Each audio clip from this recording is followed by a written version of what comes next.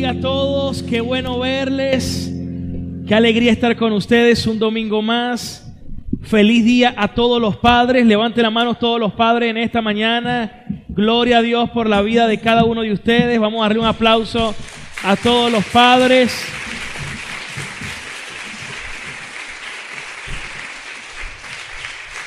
Y primeramente gracias a nuestro Padre eterno por su amor, bondad y fidelidad para con todos nosotros. ¿Cuántos dicen amén?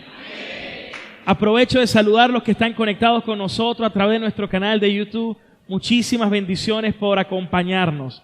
Me gustaría que saludes a las personas que tienes a tu alrededor, dale la bienvenida, conócele, hazlo sentir en familia, hazlo sentir en casa.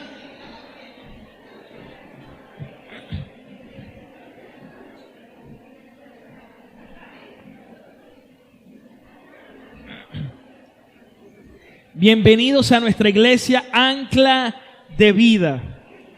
Amén. Y para comenzar quiero que me acompañen en una lectura que se encuentra en la primera carta del apóstol San Pablo a los tesalonicenses. Primera carta del apóstol San Pablo a la iglesia de tesalonicenses, capítulo 1. Y vamos a leer desde el versículo 1 en la Nueva Versión Internacional. Dice así la palabra del Señor.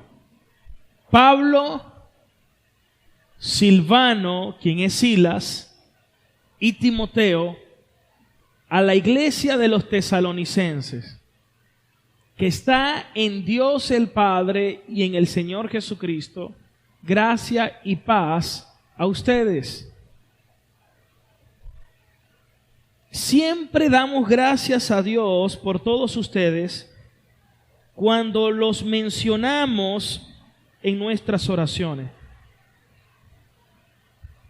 Los recordamos constantemente delante de nuestro Dios y Padre a causa de la obra realizada por su fe, el trabajo motivado por su amor y la constancia sostenida por su esperanza en nuestro Señor Jesucristo. Hermanos amados de Dios, sabemos que Él los ha escogido porque nuestro evangelio les llegó no solo con palabras, sino también con poder, es decir, con el Espíritu Santo y con profunda convicción. Como bien saben, estuvimos entre ustedes buscando su bien. Ustedes se hicieron imitadores nuestros y del Señor cuando, a pesar de mucho sufrimiento, recibieron el mensaje con la alegría que infunde el Espíritu Santo. De esta manera se constituyeron en ejemplo para todos los creyentes de Macedonia y de Acaya, sino en todo lugar, a tal punto que se ha divulgado su fe en Dios, que ya no es necesario que nosotros digamos nada. Ellos mismos cuentan de lo bien que ustedes nos recibieron y de cómo se convirtieron a Dios, dejando los ídolos para servir al Dios vivo y verdadero y esperar del cielo a Jesús, su Hijo, a quien resucitó, que nos libra del castigo venidero. Amén. Pueden tomar asiento.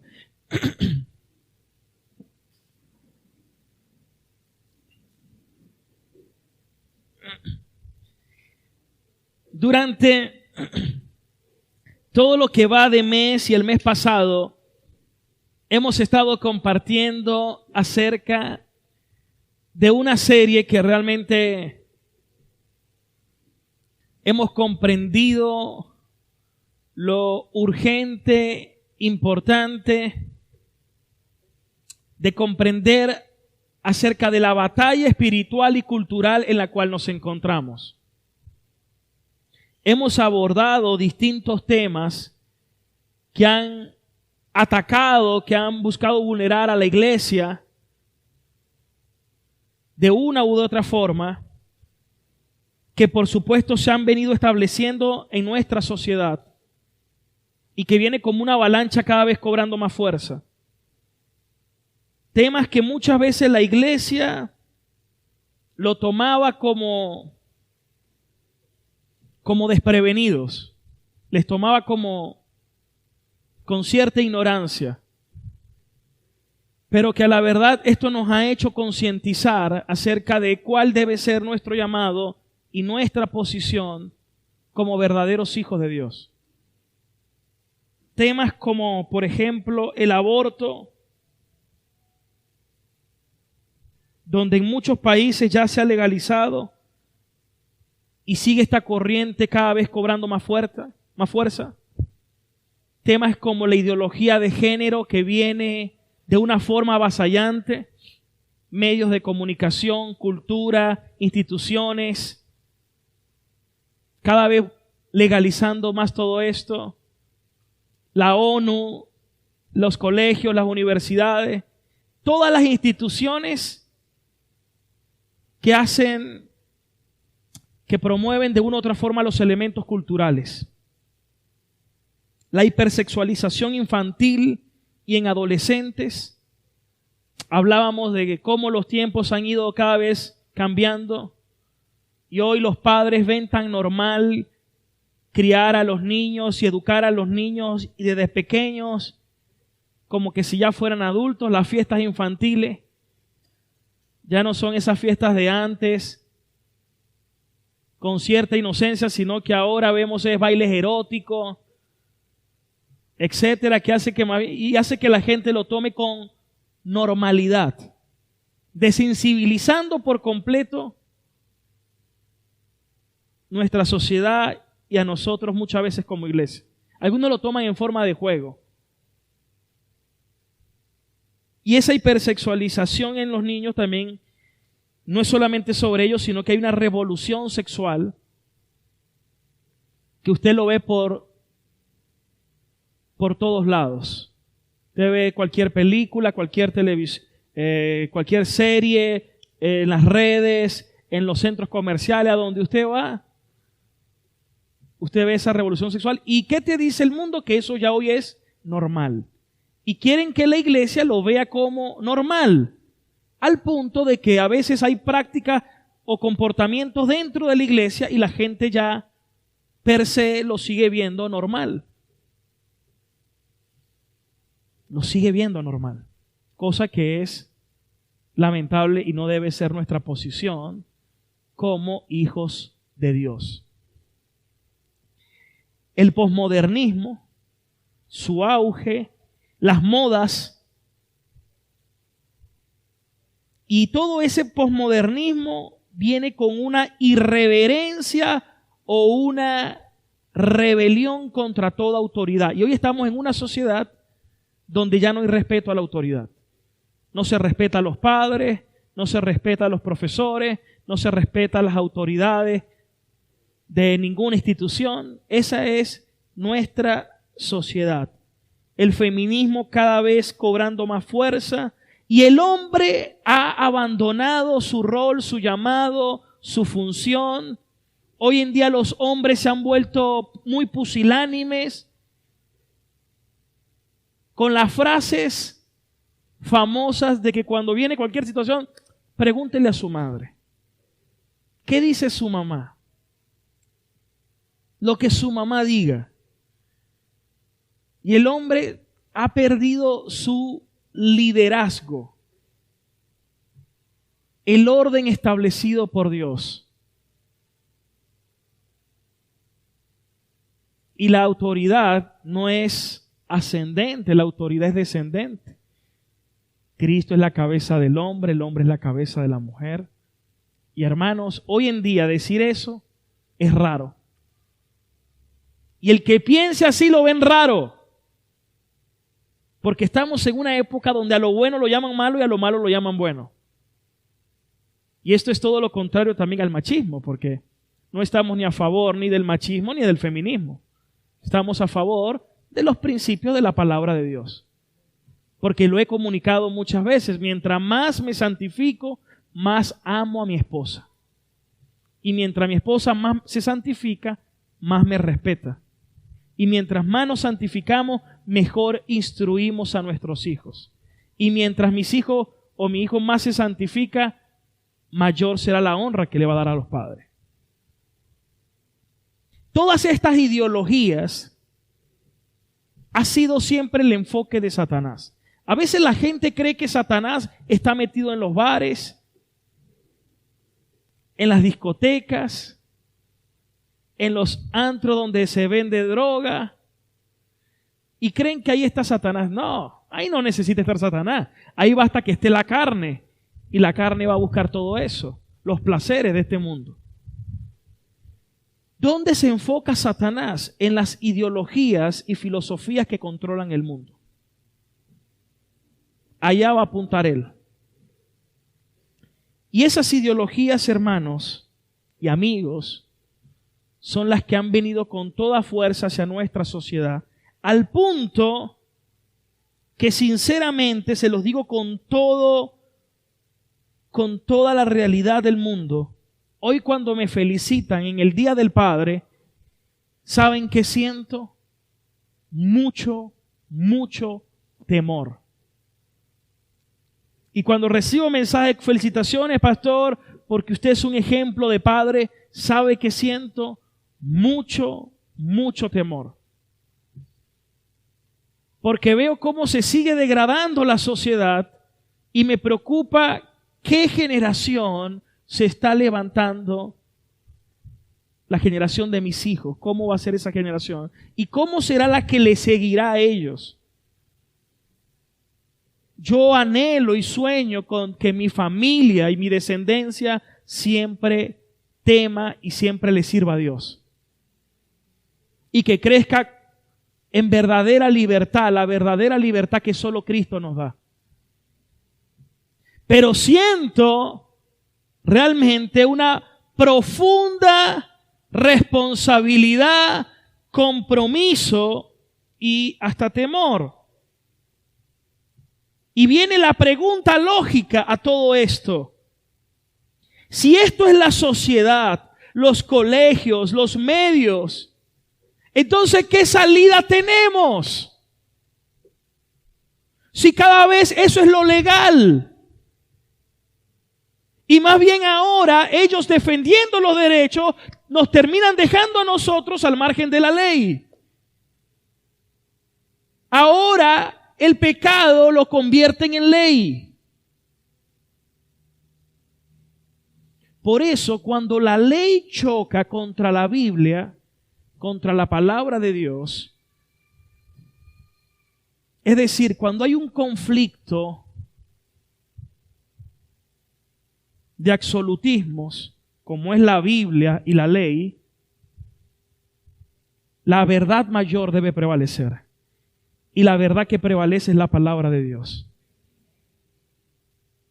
Entonces le diré no a la ley y le diré sí a la palabra de Dios. Porque mis convicciones en Dios deben ser mayores.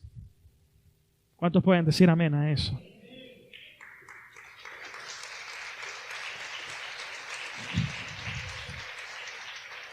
Entonces viene la pregunta, ¿qué vamos a hacer? ¿Cómo vamos a vivir? ¿Será que vamos a ser escapistas? Sálvese quien pueda. ¿A dónde me voy? ¿En dónde me encierro? ¿Será que me voy a practicar el ostracismo?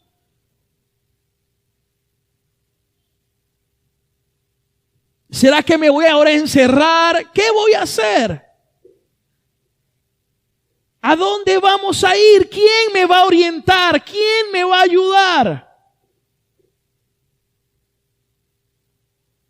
Yo creo que esas preguntas tienen mucha tensión. Yo siento tensión y quiero que ustedes sientan la misma tensión que yo siento. ¿Qué vamos a hacer? Porque algo que me he dado cuenta es que los padres vienen, pastor, se me fue de las manos. Los profesores se nos fueron de las manos. La sociedad se nos fueron de las manos. Y cuando miramos me llega aquella frase del Señor Jesús que dice, si la sal se desvaneciere, no servirá para más nada. Si la sal se desvaneciere, ya la sal no sirve sino para ser hollada y pisada por los hombres. Y Jesús está hablando de que nosotros como iglesia somos la sal de este mundo. ¿Somos la qué? Somos la luz del mundo y somos la sal de la tierra.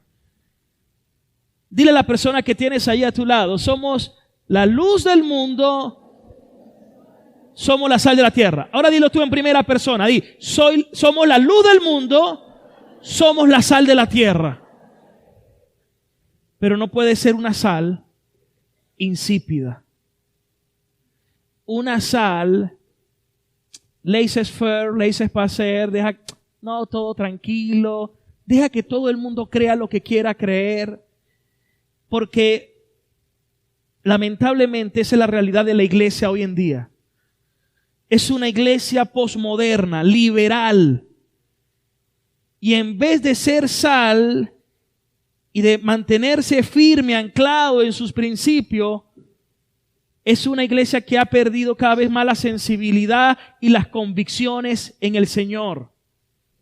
Y se vuelve una iglesia diplomática, como veía esta semana en distintos lugares donde pastores estaban casando, incluso homosexuales. Y hoy estoy aprovechando, estoy haciendo esto, pero va a llegar o puede llegar el día donde también dentro de nuestro país también, si yo no lo hago, quedo al margen de la ley y sea sancionado por eso o incluso pueda ir preso por eso. Por eso le pido siempre a ustedes también las oraciones, porque como pastores necesitamos las oraciones de ustedes, así como yo como pastor estoy con mi esposa comprometidos en orar por ustedes, para que cuando llegue ese momento que posiblemente pueda llegar, nuestra fe no falte y podamos mantenernos firmes en nuestras convicciones. Es una verdadera guerra, es una verdadera batalla. Entonces el posmodernismo ha entrado. Hoy en día la iglesia ya no es reverente, le cuesta orar, no tiene reverencia con la palabra, no tiene reverencia al Señor, no tiene reverencia a las autoridades. Es una iglesia que es pragmática. Esta semana compartía con un hermano de la iglesia y le decía, esta práctica que estás haciendo no es bíblica. Pastor, pero a mí me ha funcionado. Bueno, hermano, el hecho de que te funcione algo no significa que sea de Dios. Porque algo funcione no significa que debes hacerlo. Entonces comienza a vender licor deliberadamente, comienza a vender droga deliberadamente porque eso da dinero. Eso funciona, pero eso no es de Dios. Vas a tener que aprender a decidir qué le agrada a Dios y qué no le agrada a Dios, si de verdad quieres ser un verdadero cristiano. Pero a veces pensamos que como cristiano no es que yo lo he hecho siempre de esta manera. Y Dios me ha respondido. Dios te ha respondido muchas veces a pesar de, no debido a. Es diferente decir a pesar de a decir debido a. Dios me respondió aún orando locamente. No, a pesar de eso Dios te oyó en su misericordia. Pero no debido a, no debido a que sea la forma correcta. ¿Cuántos me están captando la idea? ¿Cuántas cosas incorrectas hemos hecho en todo esto caminar en Cristo? ¿Cuántas veces le hemos faltado a Dios? Pero Dios lo ha hecho debido a que lo hicimos así. No, a pesar de su misericordia. Pero por eso lo voy a seguir haciendo. No. Conoceremos la verdad y la verdad nos hará libres. Hoy en día es una iglesia ensimismada, individualista. Pienso es en mí, en mi yo, en mi ego, en mi satisfacción y no estoy pensando en mis hermanos. Mientras yo esté bien, todo está bien. No, hermanos. Tú no vengas a la iglesia solamente yo voy a recibir y ya. Cada vez que yo vengo a la iglesia, yo vengo a adorar a Dios. Adorar a Dios en la alabanza, adoro a Dios en la ofrenda, adoro a Dios incluso cuando estoy recibiendo su palabra, cuando le sirvo a mis hermanos. Hoy es una iglesia humanista, centrado en el hombre y no centrado en Dios. La psicología, el humanismo, la motivación, el hombre es el centro y no Dios. Y por eso cuando la gente le preguntan, ¿y a qué iglesia vas? Y cuando alguien te pregunta, ¿a qué iglesia asistes? ¿Cómo lo dices? Y se te preguntan, ¿cómo es tu iglesia? La gente casi siempre piensa, no, mi iglesia es muy bonita porque tiene pantallas, tiene luces, tiene tarima, tiene aires acondicionados. Bueno, nosotros no, como definen las iglesias, ¿no? Tiene buenas butacas, tiene excelente, y piensa decir toda esa cosa, esa es mi iglesia. Pero note que todas las referencias que usaron, todas fueron materialistas. Todas fueron utilitaristas. Porque para ellos ese es el concepto de iglesia.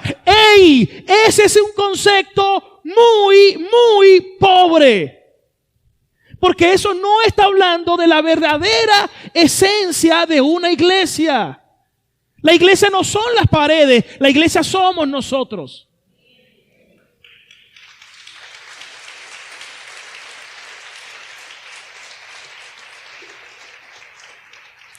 Entonces una iglesia, si alguien me dice, no, mi iglesia es muy hermosa porque es una iglesia que ama la santidad. No, mi iglesia es muy hermosa porque es una iglesia que ama la oración. No, mi iglesia es muy hermosa porque ama la predicación de la verdad. No, mi iglesia es muy hermosa porque la Biblia es el centro, Cristo es el centro. No, mi iglesia es muy hermosa porque allá los hermanos nos amamos los unos a los otros. No, mi iglesia es muy hermosa porque nos servimos los unos a los otros. ¿Ve que nos hemos dejado mal influenciar? Pastor, ¿y usted no quiere lo demás? Hermano, lo quiero, pero como añadidura. Busquemos primeramente el reino de Dios y su justicia, y todas las demás cosas vendrán por añadidura. Entonces todo hoy es una iglesia relativista. Es una iglesia que tolera el pecado. No le digas tan duro, no se vayan a ofender y no vuelvan más.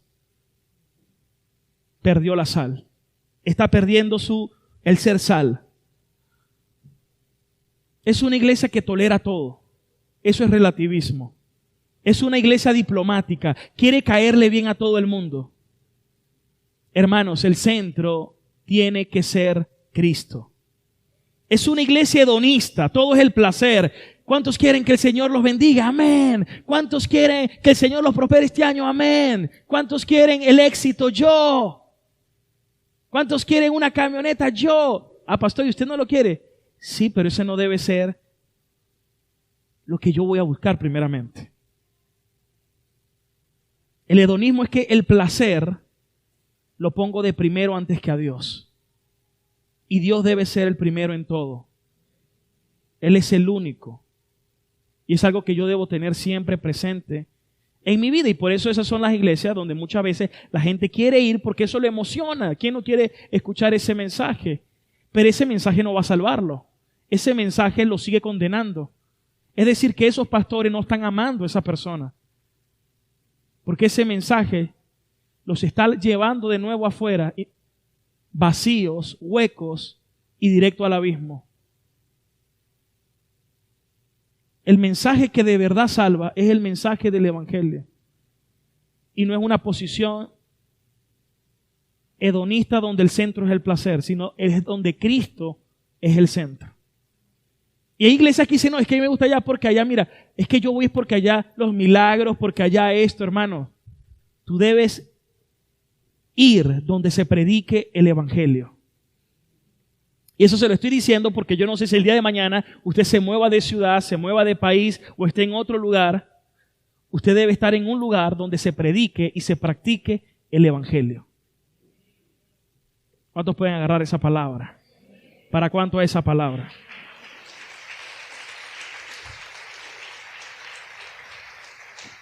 La gran pregunta es, ¿y qué vamos a hacer? Gloria a Dios que tenemos la palabra del Señor y que Dios nos da la respuesta a través de su palabra. ¿Cuántos aman al Señor y aman su palabra? ¿sabe qué me conforta bastante? ¿Sabe qué me motiva? ¿Qué me da alegría? ¿Qué me da paz? ¿Qué me da gozo? Que cuando el Señor dijo, vayan y hagan discípulos a las naciones, sabía qué clase de tiempo íbamos a vivir hoy. Y aún con todo y eso, dijo que estaría con nosotros todos los días hasta el fin del mundo. Es decir, que podemos tener la seguridad de que si somos fieles y creemos en la fidelidad del Señor y aferrados a la fidelidad de Dios, entonces sabemos que Él nos va a dar la victoria siempre. Miren lo que dice la Escritura. Vámonos al texto y que sea el texto que nos responda. Estamos en Primera de Tesalonicenses, capítulo 1, versículo 2. Hoy vamos a ver la respuesta de Dios. El apóstol Pablo habla aquí en plural porque está hablando, es Pablo, Silas y Timoteo a la iglesia de Tesalónica. Y dicen así: siempre damos gracias a Dios por todos ustedes cuando los mencionamos en nuestras oraciones. ¿Cuántos saben que la oración del justo eficaz puede mucho? Y que debemos orar sin cesar. Y que debemos recordarnos unos a otros cuando oramos. Aquí dice el apóstol: damos siempre gracias a Dios por ustedes cuando los mencionamos en nuestras oraciones. Y luego dice: los recordamos constantemente delante de nuestro Dios y Padre a causa, aquí viene a causa de que los recordaba tanto. Número 1, de la obra realizada por su fe. ¡Qué hermoso! Hay cartas que a veces cuando leo siento la tensión y la exhortación del apóstol. Como por ejemplo cuando Pablo le escribe a los Corintios. Es una exhortación dura, pero firme en el Señor. Pero ahora cuando veo esto, vemos más bien como una felicitación, un agradecimiento, una acción de gracias por la fe de estos hermanos, por el trabajo motivado por su amor y la constancia sostenida por su esperanza en nuestro Señor Jesucristo. Y esto me hace ver el puente, cosa que he venido explicando bastante. Si puede, vemos el puente. Las tres ópticas que yo debo recordar a diario. Número 1, lo que Cristo hizo por mí, porque eso me habla de mi fe en Cristo. 2, mi amor con el cual yo debo vivir esta vida. Y 3, mi esperanza hacia donde yo voy. Es algo que todos los días yo debo recordar en el Señor. Número 1, tu fe. ¿En quién has creído? ¿Cuál es tu fe? Cuando el Espíritu Santo guió al Señor Jesús al desierto, iba a ser probado, pero viene en el día 40 y aparece Satanás. Si tú eres hijo de Dios, ¿por qué tienes que estar sufriendo tanto? ¿Por qué tienes que estar padeciendo tanto? Si tú eres hijo de Dios, ¿por qué no conviertes la piedra en pan? Y muchas personas hoy en día, viene el mismo ataque del enemigo. Y si tú eres cristiano, ¿por qué tú tienes que estar pasando por todo esto? Y si tú eres cristiano, ¿por qué tienes que vivir todo esto? Es un ataque a tu fe. Y ahí entra el evangelio de la prosperidad. El falso evangelio de la prosperidad. Donde es verdad. ¿Y por qué yo tengo que vivir así? ¿Y por qué yo tengo que hacer cola para la gasolina? Bueno, porque es un bien, es un recurso no renovable y es escaso. Y en medio de todo lo que vivimos, toca muchas veces. ¿Y por qué yo tengo que pasar por esto? Señor, acuérdate que yo te sirvo. Y comenzamos a hacer demandas como que si Dios nos debiera a nosotros. Te quiero decir algo hoy en esta mañana. Dios no te debe nada y no me debe nada a mí. Nosotros todos se lo debemos a Él. quiero que se lo diga usted mismo. Diga, Señor, tú no me debes nada. Todo te lo debo yo a ti.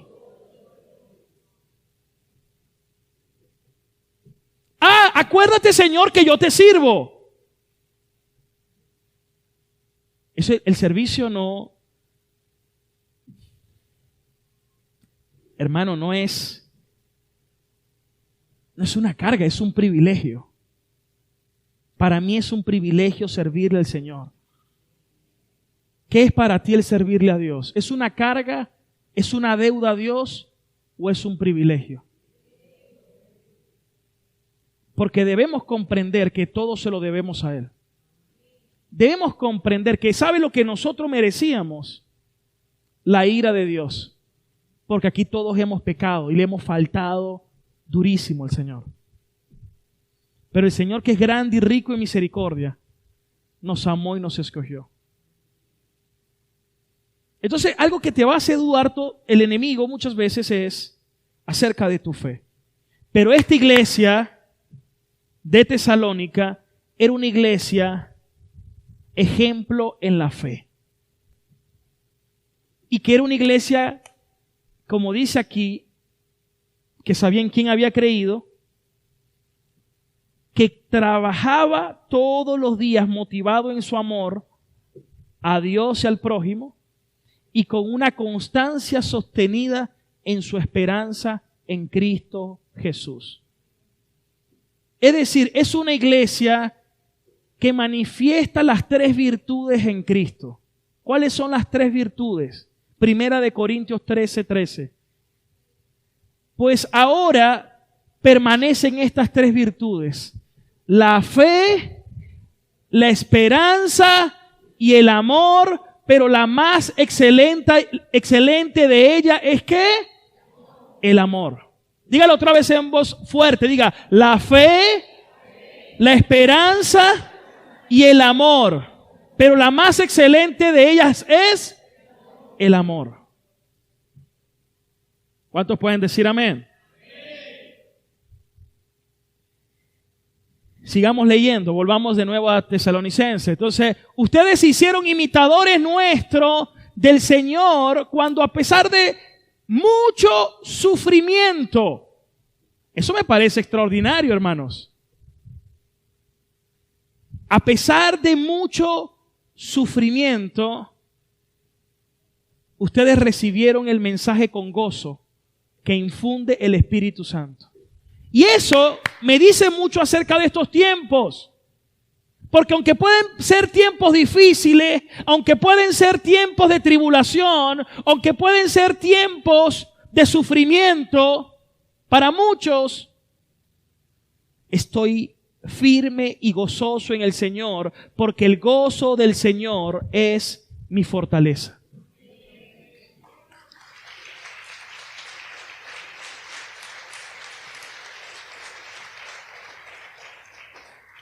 Esa es la verdadera fe que Dios da. La verdadera fe no es que no hay problemas. La verdadera fe no es que no hay tribulaciones. La verdadera fe no es que no hay dificultades.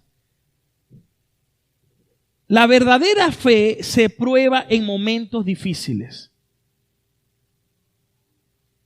La verdadera fe se muestra en los momentos más duros. Y se va a manifestar qué clase de fe nosotros tenemos. Si tenemos una fe que manifiesta gozo, que glorifica a Dios, o es una fe que cuando viene la dificultad, que cuando viene la tribulación, que cuando viene la prueba se desploma. Hermanos, esta es la iglesia de Tesalónica. A pesar de mucho sufrimiento, ustedes recibieron el mensaje con gozo. El gozo que infunde el Espíritu Santo. Ahora, versículo 7 dice, de manera que ustedes se constituyeron en ejemplo para todos los demás hermanos de Macedonia y de Acaya. Verso 8. partiendo de ustedes el mensaje del Señor, y se ha proclamado no solo en Macedonia y en Acaya, sino en todo lugar. A tal punto se ha divulgado su fe en Dios que ya no es necesario que nosotros digamos nada. Y a mí eso me parece maravilloso, porque aquí estoy llegando a un punto clímax del mensaje, hermanos. ¿Cómo queremos ser conocidos? Yo quiero esto, yo quiero esta fama. Pastor, usted quiere ser famoso, pero con esta fama. ¿Cuál fama? La fama que se divulga acerca de la fe de cada uno de ustedes en Cristo. Que cuando la gente te pregunte, ¿y a qué iglesia asistes? Tú puedas decir, asisto a una iglesia donde están presentes las tres virtudes: la fe, el amor y la esperanza. Una iglesia que ama la verdad, que predica la verdad, que enseña la verdad, que comparte la verdad, que vive la verdad. Ese es el ejemplo de iglesia que nosotros estamos llamados a ser. Todo lo demás es añadidura. Una iglesia de este nivel, ahí no le va a entrar estas ideologías y filosofías locas, diabólicas y terrenales, hermanos. Quiero que veamos unas estadísticas de Estados Unidos de hace 4 años atrás. Y estas estadísticas es por la página Byte, que fomenta material cristiano bastante bueno. Miren las estadísticas que llegó con personas que asisten habitualmente a la iglesia en Estados Unidos. El 20% de ellos admitían que no oraban ni siquiera 5 minutos diarios. Escuche esto. El 20% admitía que no oraban ni siquiera 5 minutos. Es cristianos nominales, pero no reales.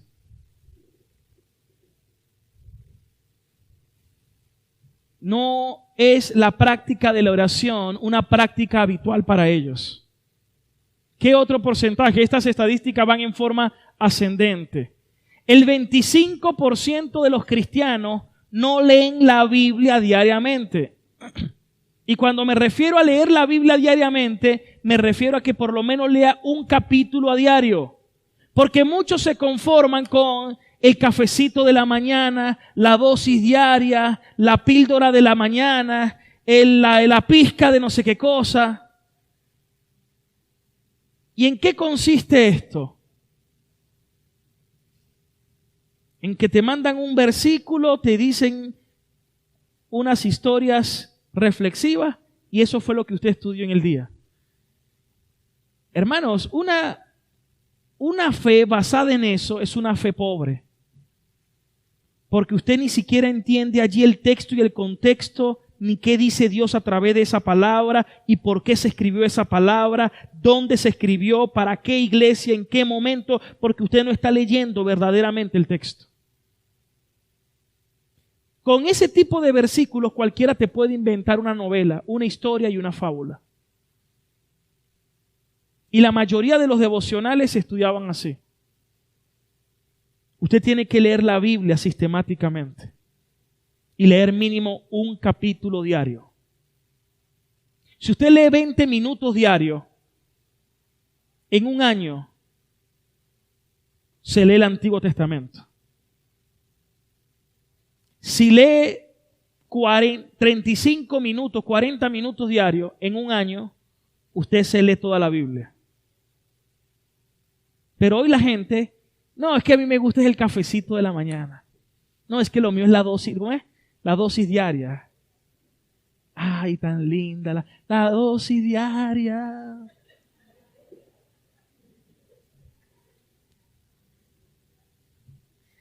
Hermanos, por eso es que hay cristianos tan pobres hoy en día. ¿Se dan cuenta? Y ojo, hoy las iglesias están más que no, reprendo y diablo fuera y te vas de la iglesia. Si es una iglesia que no enseña la palabra y los hermanos no están firmes en la palabra, ¿desde cuándo se metió ese diablo? ¿Y cómo se metió con todas esas ideologías con que la gente lo ve normal?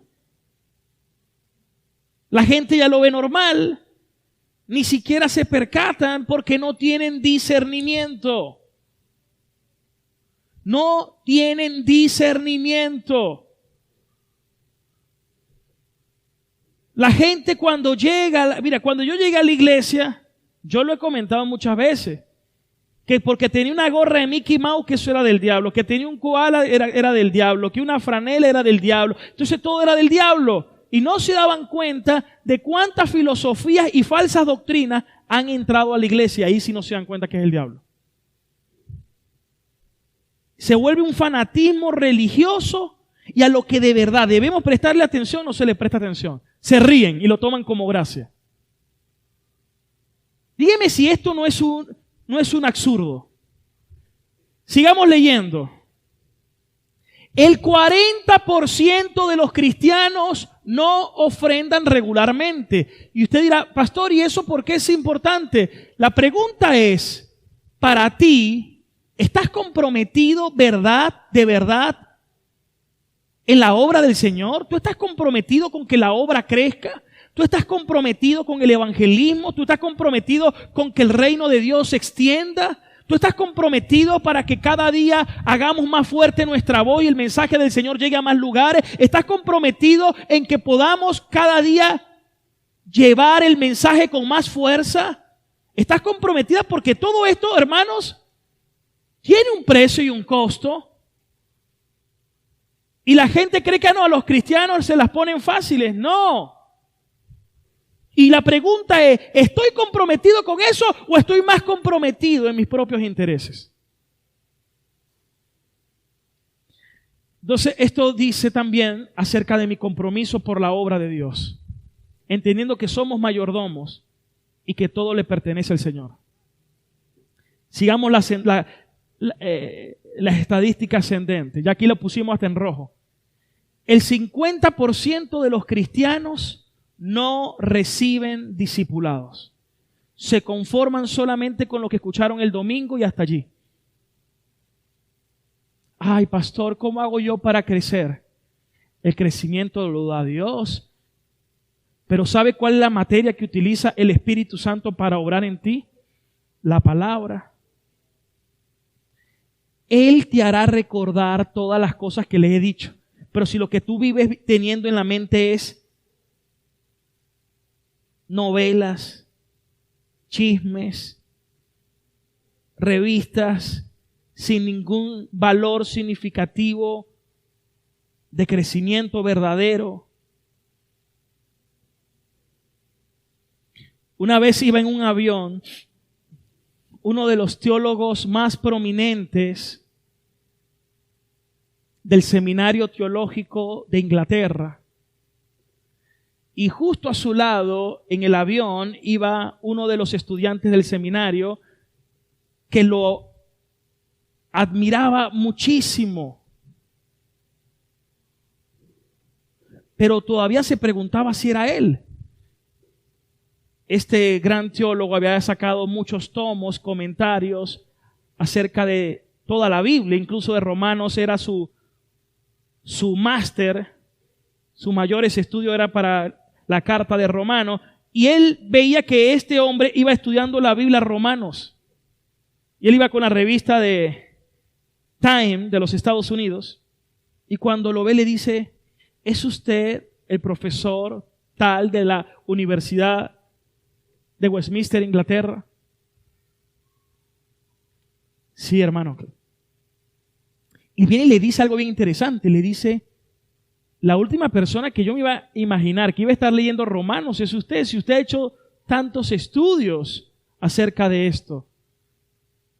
¿Cuánto me gustaría saber todo lo que usted sabe, comprender la Biblia como usted la comprende? Bueno, también puedes hacerlo, pero si dejas de estar leyendo ese tipo de revistas, y comienzas a leer la palabra igual que yo. Y eso es algo que todos deberíamos empezar a tomar como referencia. Estamos llamados, hermanos, a que nuestra fe esté verdaderamente firme, anclada en el Señor. Una fe que no nos mueva ni en los momentos más turbulentos. Y sepa que los tiempos que estamos viviendo hoy son muy turbulentos. Pero no es casualidad que creemos profundamente que nosotros estamos anclados. Por eso la iglesia se llama ancla de vida. Estamos anclados con una esperanza firme y segura en el Señor. Imagínense, 50% de cristianos no están siendo discipulados. Sigamos viendo la gráfica o los porcentuales. El 75% no está comprometido activamente en la iglesia. El 90%, esta me parece la más grave, no comparte la palabra de Dios en familia. Esa es responsabilidad suya. Señor, bendice mi hogar. ¿Sabe cómo puedes comenzar? Enseñando la palabra. Eso va a traer bendición a tu hogar. Pero a veces nos convertimos en cristianos religiosos, donde no hacemos lo que nos corresponde como hijos del Señor. La última, el 95% no predica ni evangeliza. ¿Y sabe qué dijo la mayoría de las personas que entrevistaron? Que era que no sabían cómo compartir el evangelio. ¿Cómo predicar el evangelio? Bueno, hace poco hicimos un taller de evangelismo. Cómo evangelizar, cómo compartir el evangelio persona a persona. Bueno, eso quedó grabado en nuestro canal de YouTube. Me gustaría muchísimo que puedas ingresar, que puedas verlo y que comiences a practicarlo para que cuando te montes en el autobús con alguien, cuando te consigas con alguien que conozcas, sepas cómo compartir tu fe. Si nos convertimos en esa iglesia, hermanos, en una iglesia, volvamos a los tesalonicenses, si nos convertimos en esa iglesia de referencia, en esa iglesia que es ejemplo en fe, amor y esperanza, entonces estoy seguro que ninguna ideología, ninguna falsedad, ninguna mentira, ningún engaño va a colarse dentro de la iglesia. ¿Cuántos toman esa palabra? ¿Cuántos le pueden dar un fuerte aplauso al Señor? Versículo 8. Y por eso aquí decía, partiendo de usted, el mensaje del Señor se ha proclamado no solo en Macedonia y en Acaya, sino en todo lugar, a tal punto se ha divulgado tu fe en Dios, que ya no es necesario que nosotros digamos nada. ¿Qué fama tenemos entonces? ¿Qué fama tienes entre las personas? ¿Qué fama tenemos como iglesia? ¿Cuántos dicen amén a eso? Alguien dijo una vez, ¿quieres saber si de verdad un hermano es cristiano de verdad? Invítalo a jugar béisbol. Y que cuando llegue a segunda, cántale ao, aunque sea quieto. A ver cómo va a reaccionar ese hermano. En otras palabras, ¿qué nos está diciendo? Que nuestra fe sea una fe coherente. ¿Cómo te conocen en tu trabajo? ¿Cómo te conocen donde tú vives? Que seamos ejemplo de fe, amor y esperanza. ¿Cuántos dicen amén? Diga conmigo, estoy llamado a ser un cristiano de fe, amor y esperanza. Ya estoy terminando. Versículo 9. Ellos mismos cuentan de lo bien que ustedes nos recibieron y de cómo se convirtieron a Dios dejando los ídolos para servir al Dios vivo y al Dios verdadero. ¿Saben? Que seamos una iglesia donde el centro sea Cristo. Todos adoran. Escuche esto, todas las personas adoran. Todo el ser humano adora. Solo que algunos adoran a ídolos, otros adoran a falsos dioses, pero nosotros adoramos al Dios de la Biblia. Nosotros adoramos al Dios verdadero. Porque la hora viene y la hora es cuando los verdaderos adoradores adorarán al Padre en espíritu y en verdad. Entonces debemos despojarnos de todo ídolo.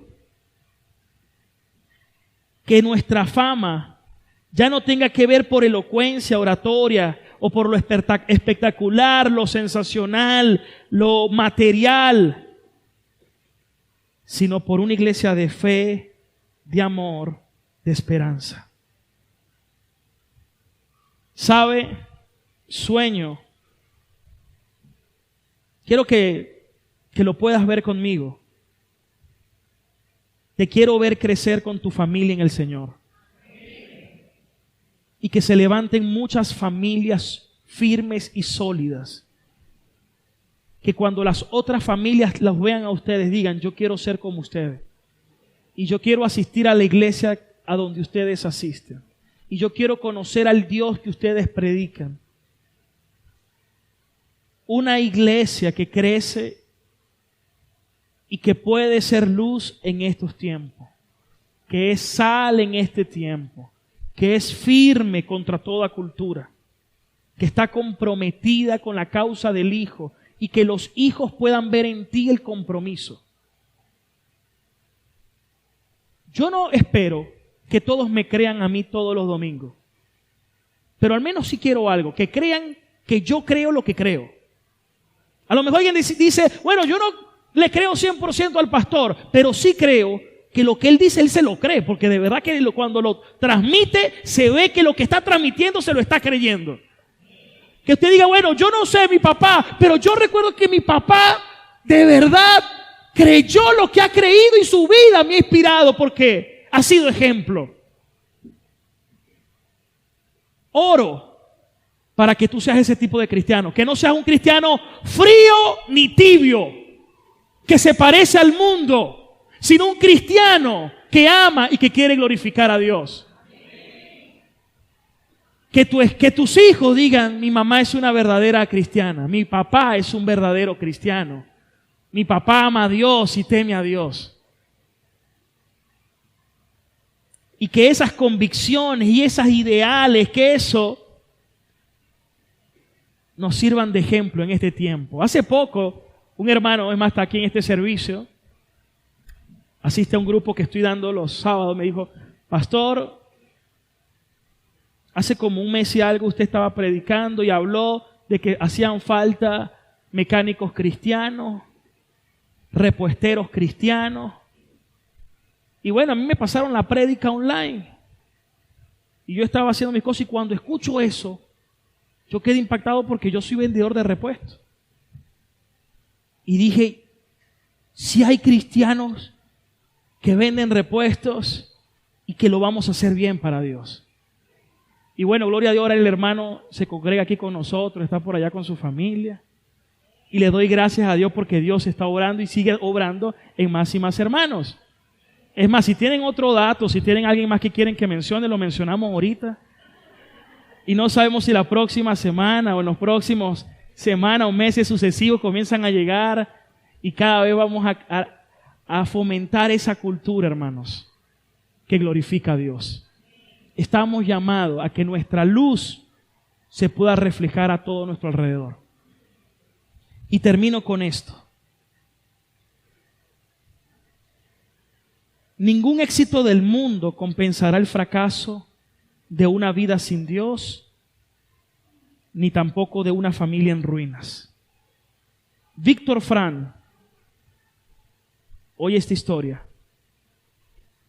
Psiquiatra austríaco que sobrevivió a los horrores de Auschwitz, el temible campo de concentración nazi.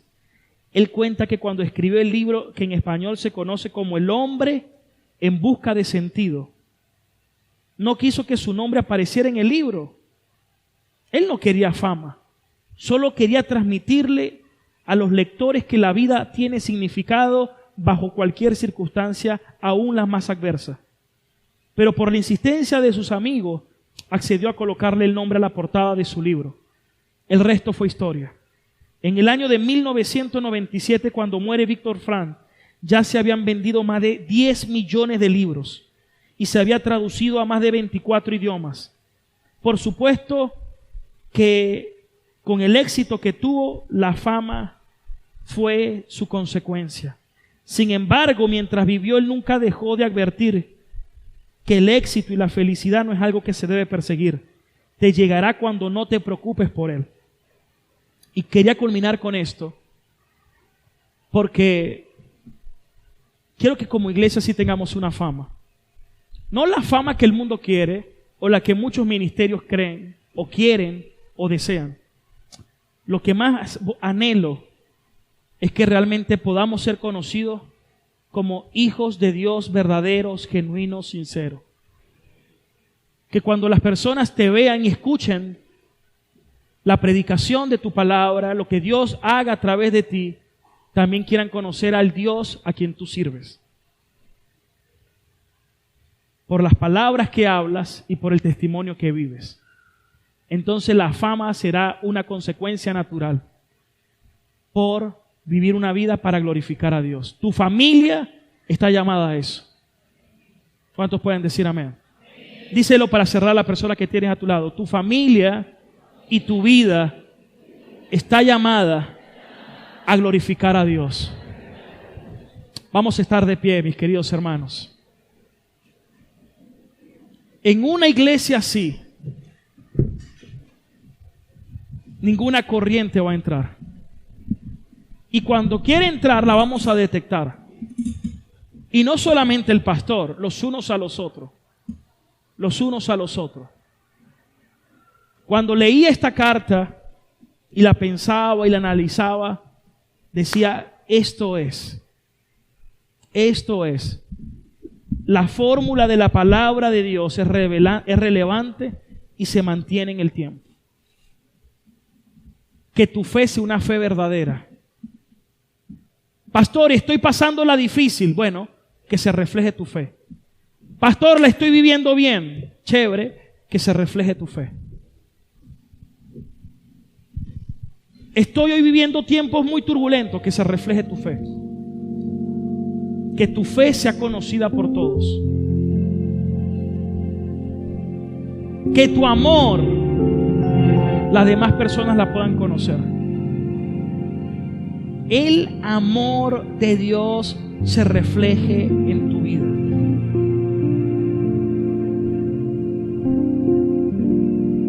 Y la esperanza. ¿En dónde tienes puesta tu mirada? ¿A quién esperas? Yo espero al Señor y sé que mi recompensa viene de Él. No necesito que alguien me esté aplaudiendo, no necesito que alguien me lo agradezca. Es más, mejor si nadie me lo agradece. Mejor si nadie me aplaude. ¿Por qué? Porque yo quiero la recompensa que viene de Dios. Esa es la que yo anhelo. La recompensa que da el Señor. Esa es la que yo deseo.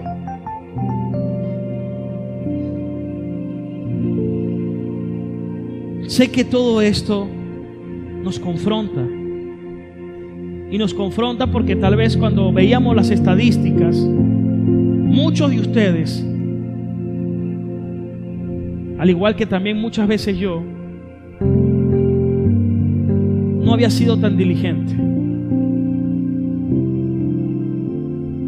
Hace tiempo estaba, bueno, no hace mucho, hace como un par de meses estaba reunido con unos pastores de la ciudad.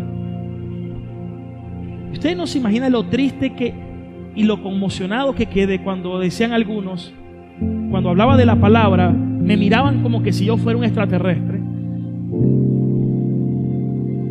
Y uno de ellos me dijo, sí, es verdad, estoy ahorita comenzando a leer la Biblia. Y era un pastor. Ahorita estoy comenzando a leer la Biblia. Entonces se supone que ¿qué hablaba? Hablaba de libros, del liderazgo.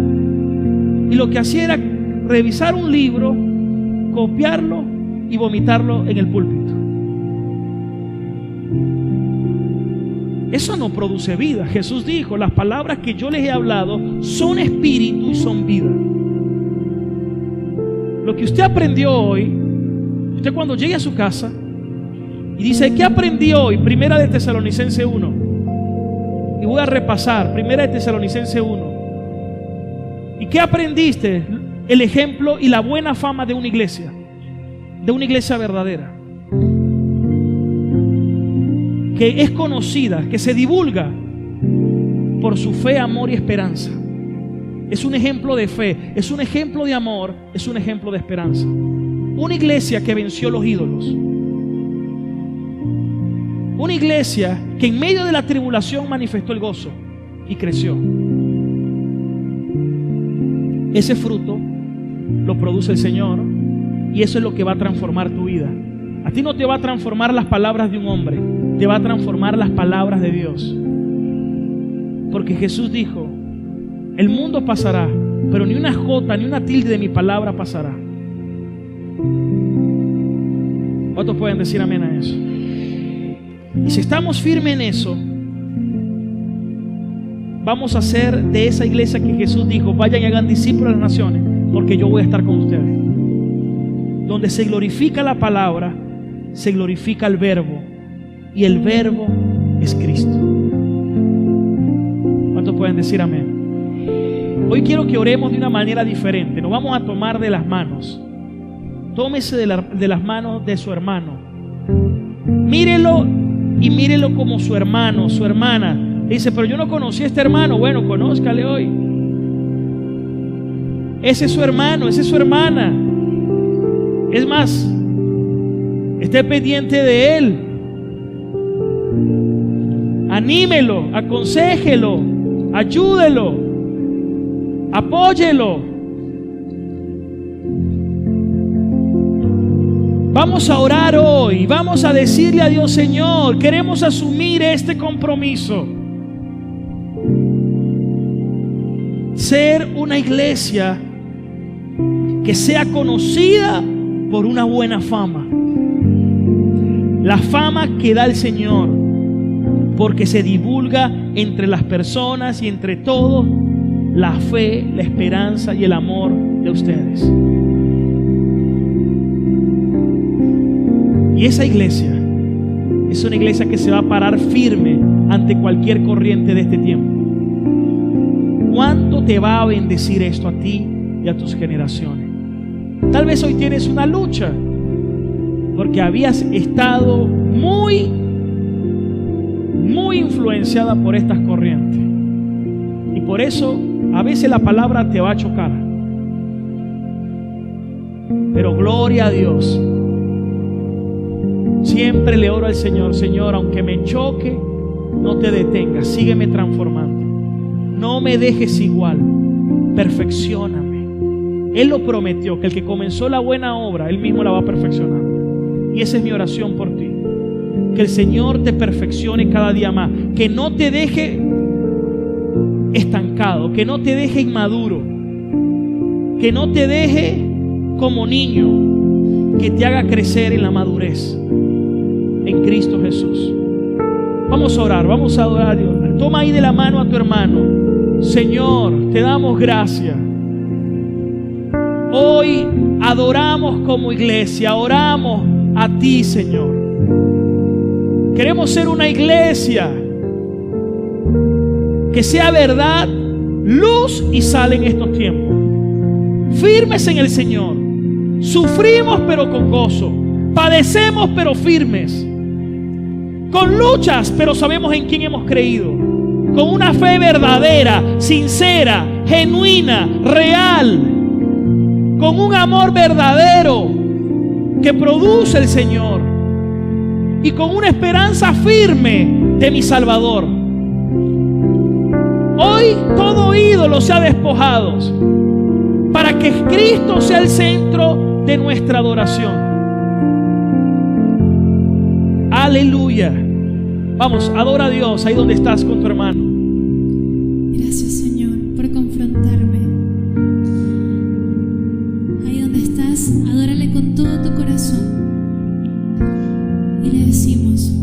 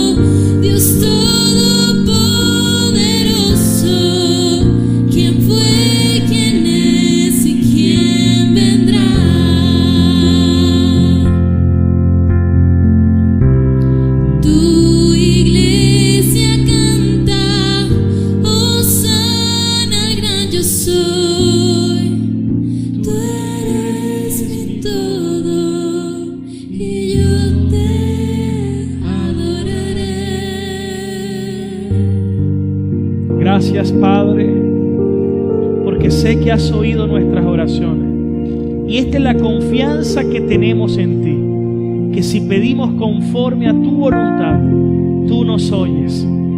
Y si tú nos oyes, tenemos entonces las peticiones que te hayamos hecho. Gracias, Dios, porque sé que como iglesia estamos creciendo. Estamos creciendo vertical y horizontalmente.